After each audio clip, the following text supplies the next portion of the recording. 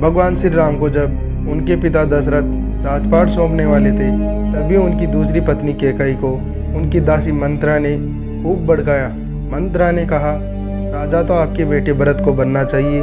इसके बाद कैकेयी ने राजा दशरथ से 2 वरदान मांगे। पहला, भरत को गद्दी मिलनी चाहिए। दूसरा, राम को 14 वर्ष तक वन में रहना होगा।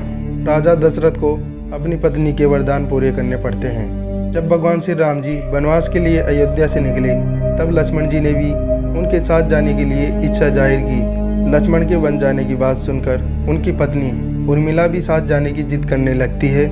तब लक्ष्मण अपनी पत्नी उर्मिला को समझाते हैं कि वह अपने बड़े भाई और माँ समान भाभी सीता की सेवा करने के लिए जा रहे हैं। अगर तुम वनवास में साथ चलोगी तो मैं ठीक तरह से सेवा नहीं कर पाऊंगा।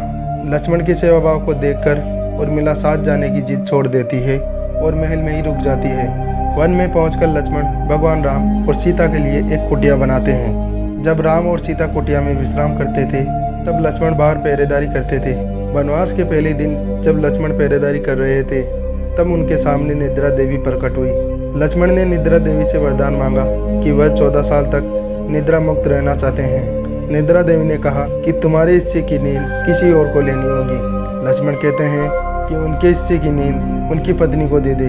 इस कारण लक्ष्मण 14 साल तक नहीं सोए और उनकी पत्नी उर्मिला लगातार 14 वर्ष तक सोती रही। 14 वर्ष बाद जब भगवान राम और माता सीता के साथ जब लक्ष्मण अयोध्या वापस आए, तब नींद की अवस्था में राम जी के राज तिलक समारोह में उर्मिला भी उपस्थित थी। यह देख लक्ष्मण को हंसी आती है। जब लक्ष्मण को हंसी की वजह पूछी गई, तो उन्होंने निद्रा देवी के वरदान के बारे में सब कुछ बता दिया। लक्ष्मण ने कहा कि जब मैं उबासी लूंगा, तब उर्मिला की नींद खुलेगी। लक्ष्मण जी की इस बात को सुनकर सभा में मौजूद सभी हंस पड़ते हैं। सभी को हंसते देख उर्मिला लज्जावश समारोह से उठकर बाहर चली जाती है।